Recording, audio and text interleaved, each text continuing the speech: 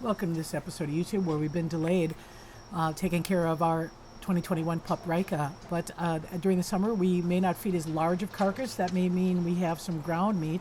And here is an example of some ground beaver with a little bit of sucker in it. And that's a fish that's got a little bit of a smell that the wolves were not used to. So one of the things that they do with foreign smells is scent roll. So oftentimes when you see the camera, you might see blood on the face. You got to look twice to make sure you really understand it.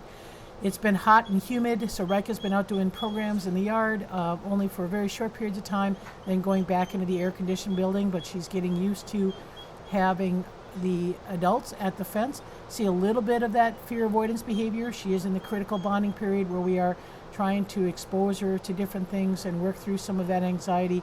And certainly we see a really strong correlation with the adults towards Rika when she's in the yard.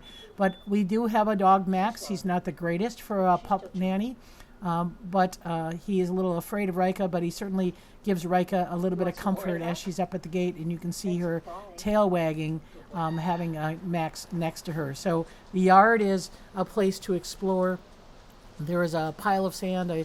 Those of you who might have been on the Working for Wolves project, we built Moose Mountain, which is where Rika hangs out. It's a sand pile with a lot of bones and branches for her to get cover. She maneuvers around the yard, and definitely exploring is the number one behavior that we're seeing in her at this time. So she does programs throughout the day, and then, like I said, goes back into the Wolf Care Center.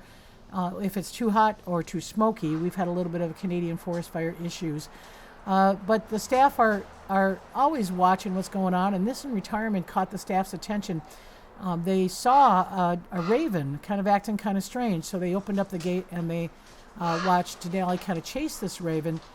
Didn't quite understand it. The raven was very upset, and you can hear this call of the raven. And Denali kept kind of looking up. It even got Grizzer up out of the back habitat to be able to investigate. So the staff, because they were in the Wolf Care Center with Rika, they didn't really see all that was going on. So one thing that we do is when we have a circumstance where there's a behavior that's a little unusual, we go back to the surveillance camera and see what happened. Well, it turns out that raven was in Denali's mouth. So on the surveillance camera, we were able to back up and see the entire circumstance that created the ruckus with the raven. Denali had grabbed it, carried it around for a bit, tried to do a little bit of a head shake. The raven gets away. The raven flies and goes around the pond, is able to get back up on the den. And then by this time, the Wolf Care staff heard the ruckus and came out, and actually the filming that you saw was the Wolf Care opening the gate and filming this raven. But the surveillance cameras give us more information than we do by just one observation. So again, without that knowledge of what that raven went through, we certainly didn't have the clear picture of what was going on. So it seems like it's okay. It is the raven with the white wing feather, so we can easily identify it. We know it. It's very bold. It's oftentimes, grabbing tail hair from the adults or grabbing food right from their face. It certainly had a little bit of a scare. Maybe learned its lesson. Might be a little bit more reluctant to be that close to the wolves, but shows you that a 13-and-a-half-year-old still has the ability. So Denali, again, got up. Grizzer got up, heard the commotion, even though his hearing's not the greatest, to see what's going on. These guys have all been kind of brushed out. The other thing that we're just finished this week is vaccinations for all the wolves.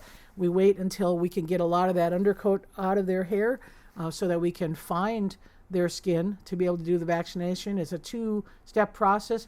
Again, approaching them very slowly, trying to distract them, trying to get him a little bit of ear scratches so that the vaccine goes in smoothly. We do not restrain wolves. We do not hold them back. We just basically try to do a little bit of a scratch distraction, and Grizzer takes his vaccines very well. Denali was vaccinated. The Arctics were vaccinated. Rika was vaccinated, so everybody is now protected for major diseases.